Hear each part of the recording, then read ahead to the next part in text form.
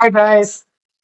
நம்ம சேனல்ல 10th students வந்து பப்ளிக் எக்ஸாம்க்கு இப்ப ப்ரிப்பேர் ஆயிட்டு இருக்கக்கூடிய இந்த சமயத்துல அவங்க ஈஸியா படிக்கணுமே அப்படிங்கிற ஒரு காரணத்துக்காக நம்ம சயின்ஸ் சப்ஜெக்ட் தான் எடுத்திருக்கோம். சயின்ஸ்ல இருக்கக்கூடிய 2 மார்க் கொஸ்டின்ஸ்லாம் பசங்களுக்கு ஏற்ற மாதிரி நம்ம பிரிச்சு கொடுத்துடலாம், எந்தெந்த ஃபார்மேட்ல கொஸ்டின் கேட்பாங்கன்னு சொல்லிட்டு பிரிச்சு கொடுத்துடலாம் அப்படின்னு சொல்லிட்டு நம்ம பிளான் பண்ணிருந்தோம். ஸோ அதான் இப்ப நீங்க பாத்துட்டு இருக்கீங்க. ஸோ இந்த 9 டைப்ல இந்த வாட் இஸ் டைப்ல வந்து பாத்தீங்கன்னா ஹவு இஸ் அப்படிங்கிற கொஸ்டின் ஃபார்மேட் நமக்கு சேர்ந்து வந்துருக்கீங்களா. ஸோ மொத்தமா இந்த இந்த 9 டைப் ஆஃப் கொஸ்டின், இந்த 9 ஃபார்மேட் தான் நம்ம கொஸ்டின் கேட்பாங்க அப்படின்னு சொல்லிட்டு நம்ம ஒன் பை ஒன்னா பார்த்துட்டு இருக்கோம். அதுல இப்ப வந்து பாத்தீங்கன்னா டிஃபைன் டைப்ஸ் கொஸ்டின்ஸ் மட்டும் நம்ம பார்த்துட்டு இருந்தோம். ஓகேங்களா. இதுக்கு முன்னாடி 2 வீடியோ வந்து பாத்தீங்கன்னா ஒன்னு பிசிக்ஸ், இன்னொன்னு கெமிஸ்ட்ரி வந்து நம்ம முடிச்சிட்டோம். ரைட்டா. சோ இப்ப நம்ம இதுல என்ன பார்க்க போறோம் அப்படின்னா பயாலஜில என்னென்ன டெஃபினேஷன் கொஸ்டின்ஸ் இருக்கு, அதுக்கான ஆன்சர்ஸ் என்ன, அதை நம்ம எப்படி படிக்கலாம், எப்படி ஈஸியா படிக்கலாம் அப்படிங்கறத நான் இப்ப உங்களுக்கு சொல்ல போறேன். ஓகேங்களா. ஆல்ரெடி பாருங்க, உங்களுக்கு பிசிக்ஸ் அண்ட் கெமிஸ்ட்ரி வந்து நான் போட்டிருந்தேன் இல்லையா. இது எல்லாமே பிடிஎஃப் நம்ம கிட்ட இருக்கு. இந்த பிடிஎஃப் வந்து பாத்தீங்கன்னா இந்த வீடியோட டிஸ்கிரிப்ஷன்ல உங்களுக்கு நான் லிங்க் கொடுத்துருவேன். நம்மளோட வெப்சைட்ல அப்லோட் பண்ணிட்டு நான் உங்களுக்கு லிங்க் கொடுத்துருவேன். டெஃபினேஷன் கொஸ்டின்ஸ் வந்து நீங்க படிச்சுக்கலாம். மொத்தமாவே டெஃபினேஷன் கொஸ்டின்ஸ் வந்து பாத்தீங்கன்னா பிசிக்ஸ்ல 11 கொஸ்டின், கெமிஸ்ட்ரியில 11 கொஸ்டின், அதுக்கப்புறம் பயாலஜில 6 கொஸ்டின் தான் இருக்கு. ஆக மொத்தம் 28 கொஸ்டின்ஸ் தான். இந்த 28 கொஸ்டின்ஸ் படிச்சீங்கன்னா 2 மார்க்ல ஒரு கொஸ்டின் நமக்கு வந்துடும். 1 or 2 2 கொஸ்டின் கூட வரதுக்கு வாய்ப்பு இருக்கு. ஓகேங்களா. 2 மார்க்ஸ்ல வந்து எடுத்துக்கிட்டீங்கன்னா நமக்கு ஒரு 2 கொஸ்டின் வரும்னு வச்சுக்கோங்க. ஓகேங்களா.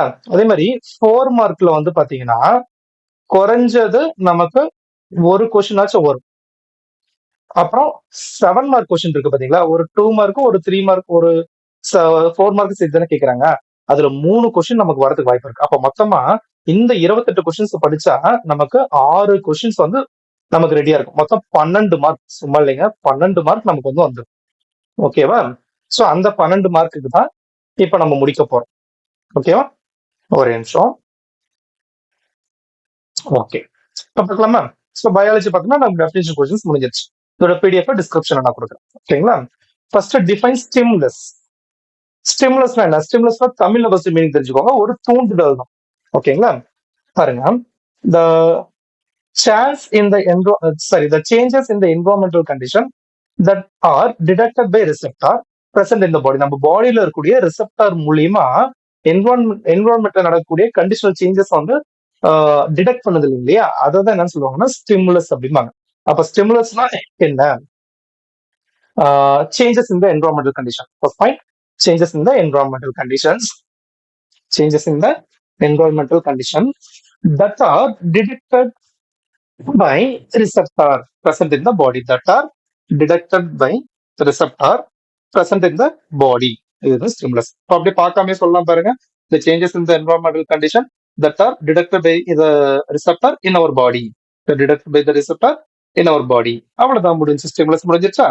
ஓகே, அடுத்து டிஃபைன் ரிஃப்ளெக்ஸ் ஆர்க். ரொம்ப ரொம்ப முக்கியமான கொஸ்டின் இது ரெண்டுமே. ஓகேங்களா. The path along which the reflex impulse travel is called reflex arc. அதாவது இப்ப நம்ம ஸ்டிமுலஸ் பார்த்தோம் இல்லையா, அந்த ஸ்டிமுலஸ் அப்படிங்கிறது என்னதுன்னா ஒரு இம்பல்ஸா தான் போகும். ஓகேங்களா. அந்த இம்பல்ஸ் வந்து டிராவல் ஆகக்கூடிய பாத் இருக்கு இல்லையா, அதுதான் என்னன்னு சொல்றாங்கன்னா ரிஃப்ளெக்ஸ் ஆர்க் அப்படிங்கிறாங்களா.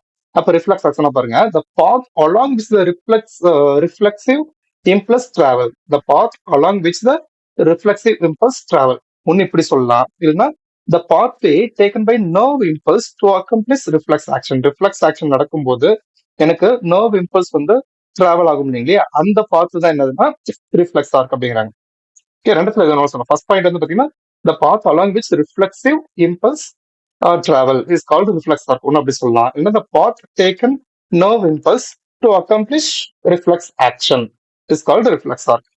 ரெண்டுத்துல எது எழுதினாலும் ஓகே. இப்போ ஃபர்ஸ்ட் கண்டிஷன் என்ன சொன்னோம்? டிஃபைன் ஸ்டிமுலஸா. ஸ்டிமுலஸ் என்ன? the change in the environmental condition that are detected by receptor present in our body. முடிஞ்சா. செகண்ட் கொஸ்டின் என்னது? Reflex arc. the path along which the reflexive impulse travels is called reflex arc. ஒன்னா சொல்லலாம். இல்லைன்னா the pathway taken by nerve impulse to accomplish action, reflex action, is called reflex arc அப்படின்னு சொல்லலாம். ரெண்டு question தான் எனக்கு memory ஆயிடுச்சு. கண்டிப்பா உங்களுக்கு மெமரி இருக்கும்னு நினைக்கிறேன். அடுத்து தேர்ட் கொஸ்டின் பாருங்க, ட்ரிபிள் ஃபியூஷன். இது வந்து இப்போ ரீசெண்டா வந்து நிறைய கொஸ்டின் பேப்பர்ல கேட்கக்கூடிய ஒரு கொஸ்டின், ட்ரிபிள் ஃபியூஷன். ஸோ தெளிவா பார்த்துக்கோங்க இதை. The fusion of one male gamete fuses with secondary nucleus. அதாவது ஒரு male gamete fuses with the secondary nucleus to produce primary endosperm nucleus. அதாவது ஒரு மேல் கேமெட் ஒரு செகண்டரி நியூக்ளியஸோட ஃபியூஸ் ஆயிட்டு ஒரு பிரைமரி எண்டோஸ்பெர்ம் நியூக்ளியஸ் வந்து ப்ரொடியூஸ் பண்ணுச்சு அப்படின்னா அது ட்ரிபிள் ஃபியூஷன். அதாவது NO அதுக்கப்புறம் 2N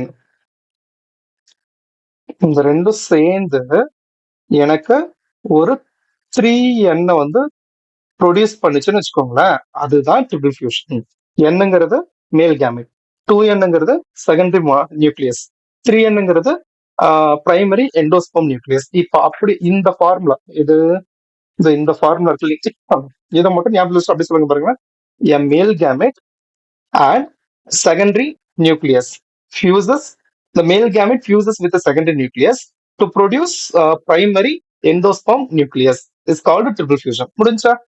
ஓகே. அடுத்து எத்தனோபாட்னி பாருங்க. Ethnobotany is the study of regions, plant, and their practical uses through the traditional knowledge of the local culture of people. Ethnobotany is the study of regional plants and their physical uses. The study of regional plants, regions plants, and their practical uses. Ethnobotany is the study of regions plants and their practical uses. First point முடிஞ்சிச்சா?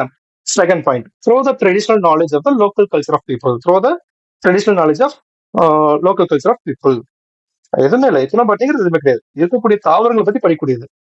யாரோட அறிவுரையின்படியில அந்த லோக்கல்ல ஒரு குறிப்பிட்ட ரீஜன்ல ஒரு தாவரம் இருக்குன்னா அந்த தாவரத்தை பத்தின ஒரு அறிவியலை நம்ம தெரிஞ்சுக்கிறதுக்கோசரம் அங்க இருக்கக்கூடிய லோக்கல் பீப்புள் இருக்காங்க இல்லையா, அவங்க மூலியமா நம்ம தெரிஞ்சுக்கிட்டு படிக்கக்கூடியது. அவ்வளவுதான். எனக்கு மெமரி ஆயிடுச்சு. இப்ப நான் 4 கொஸ்டினே சொல்றேன் பாருங்க. ஃபர்ஸ்ட் டிஃபைன் ஸ்டிமுலஸ் பார்க்கணும்னு சொல்றேன் நான். டிஃபைன் ஸ்டிமுலஸ் பாருங்க. The changes in the environmental condition that are detected by receptor present in the human body இல்லைன்னா present in our body is called stimulus. முடிஞ்சா? அடுத்து define reflex arc. The path along with the reflexive impulse travel is called reflex arc. இல்லைன்னா the pathway taken by nerve impulse to accomplish reflex action is called reflex arc அப்படின்னு நம்ம சொல்லுவோம். அடுத்து triple fusion. நான் ஒரு formula சொன்னேன் இல்லையா, N + 2N = 3N. அது ஞாபகத்தில் வச்சுக்கலாம். அப்போ Nங்கிறது male gamete. The male gamete fuses with 2Nங்கிறது என்ன சொல்லியிருந்தோம், செகண்டரி நியூக்ளியஸ் இல்லையா. Okay. A male gamete fuses with secondary nucleus to produce primary endosperm nucleus is called triple fusion. அடுத்து எத்னோபாட்னி. எத்னோபாட்னி சிம்பிள் தான். Ethnobotany is the study of regions, plants, and their traditional uses. And their practical uses through the traditional knowledge of local culture of peoples. முடிஞ்சா? Okay. அடுத்து பேலியோபாட்னி. பேலியோபாட்னி அப்படிங்கிறது ஒரு Greek வேர்ட்ல இருந்து நமக்கு வந்து derive ஆனிச்சு. அதுல ஃபர்ஸ்ட் பேலியான் இங்க இருக்கு இல்லையா, இதே நம்ம பிரிச்சுக்க போறோம். பேலியோ அதுனா பேலியான். பேலியான்னா ஓல்டு, பாட்டனினா ஸ்டடி ஆஃப் பிளான்ஸ். இப்போ சொல்லுங்க, பேலியான்டாலஜி என்ன? Paleo means old and botany means study of plants. அப்ப paleobotany is derived as study of old plants. முடிஞ்சா? அதான் கொடுத்திருப்பாங்க பாருங்க. It is the branch of paleontology. பேலியான்டாலஜில ஒரு பகுதி that deals with recovery and recovery கூட விட்டுருங்க. It deals with identification of plant remains of geological past. Identification of plants remains of geological past. இப்போ நான் பார்க்காம சொல்றேன் பாருங்க. Paleontology is derived from Greek word paleon, that means old, and botany means study of plants. It is the branch of paleontology that deals with recovery and identification of plant remains of geological past. முடிஞ்சா? 5 question முடிச்சோம். இப்போ 6வது question பாருங்க. Define genetic engineering. Define genetic engineering ரொம்ப ரொம்ப முக்கியமான ஒரு question. இந்த 6 கொஸ்டின் இருக்கு பாத்தீங்களா, இந்த 6த்துல ஏதாவது ஒண்ணு திருப்பி திருப்பி கேட்டுக்கிட்டே இருக்காங்க. அது 2 மார்க்லயா இருக்கலாம், 4 மார்க்லயா இருக்கலாம், இல்லைன்னா 7 மார்க் கொஸ்டின்ல இருக்கலாம். ஆனா ஏதாவது ஒண்ணு வந்துகிட்டே இருக்கு. அதே மாதிரிதான் பிசிக்ஸ் கெமிஸ்ட்ரிலையும். அது நம்ம முன்னாடியே சொல்லியிருந்தோம். அதையும் நீங்க ஒரு தடவை தெளிவா பாத்துக்கோங்க. Define genetic engineering பாருங்க. Genetic engineering is the manipulation and the transfer of genes from one organism to another organism. Genetic engineering அப்படின்னா நீங்க இதை கூட விட்டுருங்களேன், இங்க இருந்து எடுத்துக்கலாம், இங்க இருந்து இது வரைக்கும் எடுத்துக்கலாம். Transfer of genes from one organism to another organism to create a new DNA called recombinant DNA. That's the first point. இப்போ பாருங்க, genetic engineering என்ன? Genetic engineering is referred as Transfer of genetic engineering is defined as transfer of genes from one organism to another organism to create a new DNA called recombinant DNA இல்ல RDNA அப்படின்னாலும் சொல்லிக்கலாம். Okay, genetic engineering is also called as recombinant DNA technology.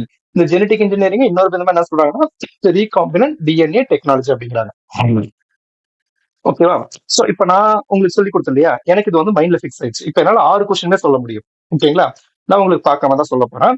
பாத்துங்க, first define ஸ்டிமுலஸா 6 கொஸ்டினுமே எனக்கு வந்து ஞாபகத்துல இருக்கு. இப்போ define stimulus சொல்றேன் பாருங்க. The changes in the environmental condition that are detected by receptor present in our body are called stimulus. First question முடிச்சுன்னா அடுத்த செகண்ட் கொஸ்டின் வந்து ரிஃப்ளெக்ஸ் ஆர்க். அதான சொல்லிருந்தோம். ஓகே, ரிஃப்ளெக்ஸ் ஆர்க்னா என்ன? the path along which reflexive impulse travel இதுதான் வந்து என்னன்னா reflex arc. இல்லைன்னா இது இன்னொரு விதமா என்ன சொல்றோம், the pathway taken by nerve impulse to accomplish reflex action is called reflex arc. Second point வந்து இன்னும் ஈஸியா புரியுது. ஓகேங்களா? ஓகே, அடுத்து ட்ரிபிள் ஃபியூஷன். அந்த ஒரு சின்ன ஃபார்முலா தான், n plus 2n is equal to 3n. இதுல என்னங்கிறது மேல் கேமெட், 2nங்கிறது செகண்டரி நியூக்ளியஸ், 3nங்கிறது மேல் எண்டோஸ்போம் நியூக்ளியஸ். ஓகேங்களா? இப்ப சொல்ற பாருங்க, triple fusion is defined as one male gamete fuses with a secondary nucleus to produce primary endosperm nucleus. அவ்வளவுதான், முடிஞ்சு. அடுத்து எத்னோபாட்னியா பாலியோபாட்னியா? Ethnobotany. Okay, ethnobotany is the study of regions plants and their practical uses through the traditional knowledge of the local culture of peoples. முடிஞ்சா? அடுத்து paleobotany. Paleo means old and botany means study of plants. therefore paleobotany is the branch of paleontology, deals with recovery and identification of plant remains of geological past. முடிஞ்சா? அடுத்து sixth question, genetic engineering பார்த்தோமா? Okay, genetic engineering is deals with transfer of genes from one organism to another organism to create a new DNA called recombinant DNA. Genetic engineering is also called as recombinant DNA technology. அவ்வளவுதான், 6 question சிம்பிளா முடிச்சிட்டோம். கிட்டத்தட்ட ஒரு இந்த 6 கொஸ்டின்ல இருந்து நம்ம 4 mark ready ஆயிட்டோம். ஏன்னா 2 மார்க்லயோ இல்ல 4 மார்க்லயோ ஏதாவது ஒரு டெஃபினேஷன் கொஸ்டின் வந்துடும். கண்டிப்பா 7 மார்க்ல ஒரு டெஃபினேஷன் கொஸ்டின் வரும், பயாலஜில இருந்து மட்டுமே நான் சொல்றேன். ஓகே, அப்போ ஒரு 4 மார்க், 6 கொஸ்டின் படிச்சோம், 4 மார்க் ரெடி ஆயிடும். அப்ப மிச்சம் நம்ம ரெடி ஆக வேண்டியது இன்னொரு 71 மார்க்கு தான் ரெடி ஆகணும். இல்ல பிசிக்ஸ் கெமிஸ்ட்ரியில இருக்கக்கூடிய டெஃபினேஷன் கொஸ்டினும் படிச்சிருந்தோம்னா அதுல இருந்து ஒரு 2 இல்லைன்னா 4 மார்க் வரும். ஓகேங்களா? அப்ப 8 மார்க் நம்ம ரெடி ஆயிட்டோம்னா இன்னும் நம்ம படிக்க வேண்டியது 75ல 8 மார்க் ரெடி ஆயிட்டோம். இப்ப மிச்சம் 67 மார்க்கு தான் நம்ம ரெடி ஆகும். ஓகேவா? இந்த 67 மார்க்ல 1 மார்க் வந்து நமக்கு 12 கொஸ்டின் இருக்கு. அந்த 12 விட்டுட்டோம்னா மிச்சம் ஒரு 55 மார்க்கு தான் நம்ம ரெடி ஆகணும். ஸோ நம்ம வீடியோஸை கண்டினியூவா பார்த்துட்டு இருங்க. அந்த ரிமைனிங் இருக்கக்கூடிய 55 ஓவராலா 75 மார்க்குமே எப்படி ஈஸியா ரெடி ஆகுறது அப்படிங்கறத நம்ம போட்டுக்கிட்டே தான் இருப்போம். உங்களுக்கு கொஸ்டின் வித் ஆன்சர் இதே மாதிரி எக்ஸ்பிளைன் பண்ணி போட்டுக்கிட்டே தான் இருப்போம். ஆக்சுவலா நம்ம போடக்கூடிய இந்த வீடியோஸ் வந்து பாத்தீங்கன்னா ரீச் அதிகம் இல்ல. ஓகேங்களா? ஒரு 20 பேர் 30 பேர் தான் பாக்குறாங்க. இருந்தாலும் கவலை இல்லை.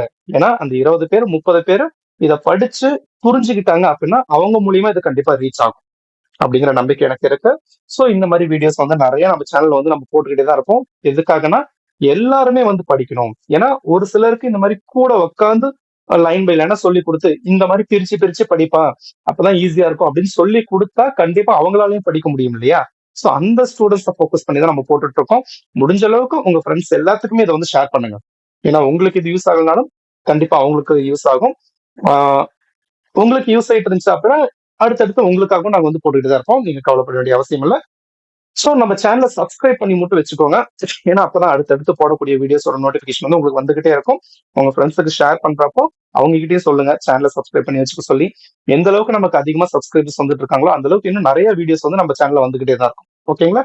சோ நீங்களும் சப்ஸ்கிரைப் பண்ணிக்கோங்க, உங்க ஃப்ரெண்ட்ஸையும் சப்ஸ்கிரைப் பண்ணிக்க சொல்லுங்க. முடிஞ்ச அளவுக்கு எல்லாத்துக்குமே ஷேர் பண்ணுங்க. எல்லாருமே இதை படிச்சு யூஸ் ஆகட்டும். அப்புறம் மறுபடியும் சொல்றேன், இந்த பிடிஎஃப் லிங்க் உங்களுக்கு இந்த வீடியோட டிஸ்கிரிப்ஷன்ல இருக்கும். நம்ம வெப்சைட்ல அப்லோட் பண்ணிருக்கோம். நீங்க அங்க போய் டவுன்லோட் பண்ணிக்கலாம். ஓகேங்களா?